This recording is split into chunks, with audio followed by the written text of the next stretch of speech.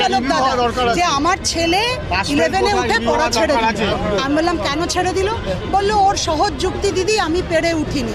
বলছে যে আমার দাদা ইতিহাসের গ্র্যাজুয়েশন করে 4টে বাড়িতে টিউশন করে কোনো ক্রমে তার হাত খরচার সংস্থান করে, আর পাশের বাড়ির দাদা রাজ্যের শাসক দলের ঝান্ডা বয়ে 2 বছরের মধ্যে দামি বাইক কিনে ফেলেছে, মোবাইল কিনে ফেলেছে। আমি পড়বো কেন?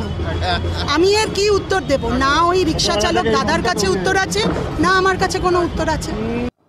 স্কুল শিক্ষার মতো উচ্চশিক্ষাটাও শেষ হয়ে গেছে। বেসিক্যালি যারা স্কুল পাস করছে তারা ভাবছে কলেজে পড়ে কি করবো, চাকরি বাকরি তো নেই।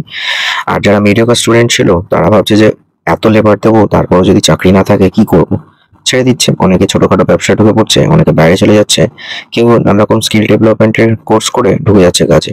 বেসিক্যালি যে কনভেনশনাল ওয়েতে যে কলেজ পাস মানে গ্র্যাজুয়েশন, সেটা অনেকটাই মানুষের প্রতি আগ্রহ চলে যাচ্ছে। এর কারণ একটাই, পশ্চিমবঙ্গে কিছু নেই। দেখুন, পশ্চিমবঙ্গে যদি গড়ে প্রত্যেক বছর ধরি যে 6 লাখ উচ্চ মাধ্যমিক পাস করছে, 5 লাখ যদি কলেজে ভর্তি হয় বা হওয়ার কথা ছিল, সেটা অনেকটাই সংখ্যা কমে যাচ্ছে। আর যাদবপুর, ক্যালকাটা ইউনিভার্সিটি বা প্রেসিডেন্সির মতো এমিনেন্ট ইনস্টিটিউশনগুলো ভালো স্টুডেন্টও হারিয়ে ফেলছে।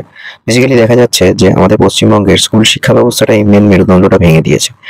স্কুল শিক্ষা দপ্তরে দেখা যাচ্ছে যে কম বেশি 9,500 স্কুল বন্ধ হয়ে গেছে। এই 9,500 স্কুল বন্ধ হয়ে যাওয়ার ফলে হিউজ সংখ্যক স্টুডেন্টও কমে গেছে। প্রাইভেটে অনেক স্টুডেন্ট চলে গেছে, প্রাইভেট স্কুলগুলোতে পড়ছে। সেই সমস্ত প্রাইভেট স্কুলগুলো আবার দেখা যাচ্ছে প্রাইভেট কলেজ ওপেন করেছে, সেখানে তারা চলে যাচ্ছে। আর আমাদের মুখ্যমন্ত্রী তিনি জগন্নাথ মন্দিরের উদ্বোধন করছেন, সেখানে পূজা অর্চনা করছেন। রাজ্যে কি হচ্ছে সেটা নিয়ে তিনি অতটা ওয়াকিবহাল নন। মানে ওই আর কি, সচিবরা রয়েছে তারা কাজ করছে, এরকম হচ্ছে এখন অবস্থা। রিসেন্টলি এটাও দেখা যাচ্ছে যে ওবিসি নিয়ে রাজ্য সরকারের সাথে সুপ্রিম কোর্টে একটা কেস চলছে, যেখানে হাইকোর্ট অলরেডি বলেছে 2010 থেকে যারা ওবিসি সার্টিফিকেট করেছে সবটা বাতিল। যার ফলে সরকারি কলেজগুলোতে ওবিসি বা এসসি এসটির যে ভর্তি প্রক্রিয়াটা সেটা টোটালি বন্ধ হয়ে গেছে, কারণ সেখানে তো রিজার্ভেশন কোটায় ভর্তি হতে হয়। That's why public service commission through দিয়ে সরকারি অফিসে যে নিয়োগ প্রক্রিয়া হয় সেটাও বন্ধ আছে।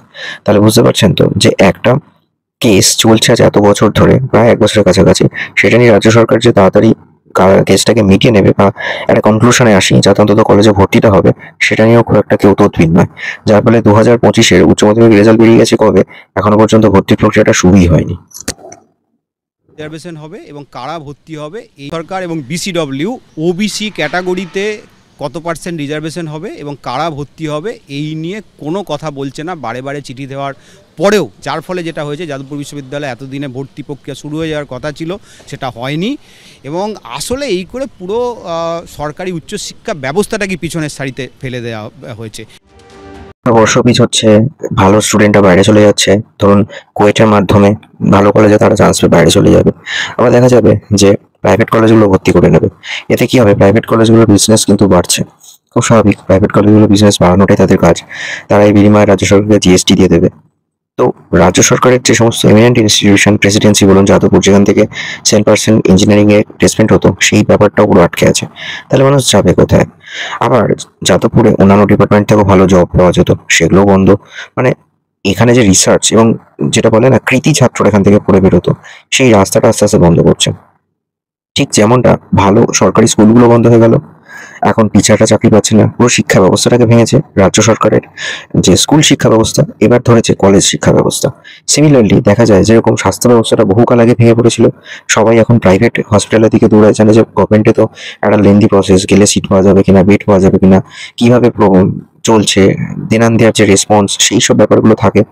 ঠিক সেরকমই আস্তে আস্তে দেখা যাচ্ছে মানুষজন শিক্ষা ব্যবস্থা তো পুরোটাই হয়ে যাচ্ছে বেসরকারির উপর, এবং সেখানে খরচ অনেকটা বেড়ে যাচ্ছে, সবার পক্ষে সম্ভব যে সেটা বহন করা সম্ভব হয়ে উঠছে না। মানে পুরো ব্যবস্থাটা এমন হয়ে গেছে যে সরকার যে শিক্ষা আর স্বাস্থ্য, এই দুটো পরিষেবা দেওয়া যে সরকারের দায়িত্ব, সেটা বোধহয় সরকার ভুলে যাচ্ছে। চাকরি তো নেই, পড়াশোনার আগ্রহ কমে যাচ্ছে। মেয়েদের ক্ষেত্রে কিছুটা স্টাইপেন্ড দেওয়া হয়, কিছু প্রকল্প থেকে টাকা দেওয়া হয়, যার জন্য হয়তো তারা কন্টিনিউ করতে পারে কিছুদিন। ছেলেরা ভাবছে পড়েই বা কি করবো, বাইরে চলে যাবো কাজ করতে, পশ্চিমবঙ্গে তো কিছু নেই। তাহলে মোটের উপর ব্যবস্থাটা কি দাঁড়ালো, শিক্ষা ব্যবস্থাটা পুরোটাই ভেঙে গেছে। লিটারেসি রেট যদি দেখেন সেটা অনেকটাই কম। সেকেন্ড থিং হচ্ছে এখানকার মানুষজন কাউকে সম্মান করতে ভুলে গেছে। দ্বৈতকারী করে ভাষা, প্রচন্ড পরিমাণে অশ্রাব্য গালিগালাজ, এটা যেন কালচার হয়ে গেছে পশ্চিমবঙ্গের।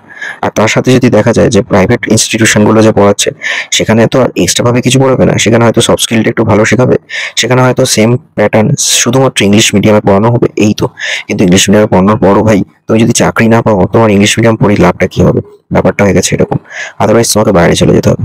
দ্যাটস ওয়াই পশ্চিমবঙ্গের বাবা মায়েরা ভাবছে ছেলেদের বাইরে কাজে পাঠাবো, আর তারা বৃদ্ধাবাসের মতো বা কি বলবো একাকিত্বে জীবন কাটাতে শুরু করেছে। মোটের উপর দেখতে গেলে পশ্চিমবঙ্গের যে একটা প্রাণোচ্ছল মানুষের সংস্কৃতি ছিল, সেটাই নষ্ট হয়ে যাচ্ছে। এর জন্য দায়ী কিন্তু সরকারি। তার কারণ মানুষ এখানে বাস করতে পারছে না, বাধ্য হয়ে পরিবার ছেড়ে তাদেরকে বাইরে যেতে হচ্ছে। শিক্ষা ব্যবস্থাটা এতটাই খরচ সাপেক্ষ করে দিয়েছে, সবাই পেরে উঠছে না। এইগুলো নিয়ে একটু মনে হয় ভাবা উচিত। আমি সত্যি বলছি, আমার ভিডিওটা কজন ভাবছে বা বুঝছে আমি জানি না, কিন্তু এই এমন একটা স্ট্র্যাটেজি, এমন একটা গভীর পর্যায়ে চলে গেছে রোগটা, যেটাকে ঠিক করতে হয়তো আরো 10 বছর সময় লাগবে। যেখানে ভালো স্কুলের ডেভেলপমেন্ট করতে হবে, নতুন করে রিক্রুটমেন্ট করতে হবে, এবং সমস্ত স্কুলের বা শিক্ষা ব্যবস্থার নতুন করে সংস্করণ করতে হবে। তবেই হয়তো মানুষ আবার পুনরায় ফিরে আসবে সরকারি স্কুল, সরকারি কলেজে পড়তে। আদারওয়াইজ মানুষের এই অনীহা এসে গেছে, তারাও বুঝে গেছে হয়তো এখানে কিছু নেই, পড়ানোর মতো লোকও নেই। কোয়ালিফাইড স্টুডেন্টরা, কোয়ালিফাইড টিচাররা রাস্তায় বসে আন্দোলন করছে, চোখের জল ফেলছে। এটাই হলো পশ্চিমবঙ্গের বর্তমান অবস্থা। Stay tune on mock stories. ভিডিওটা কার কেমন লাগলো অবশ্যই জানান। দেখতে থাকুন চ্যানেলের বাকি ভিডিও, আর অবশ্যই চ্যানেলটা সাবস্ক্রাইব করুন।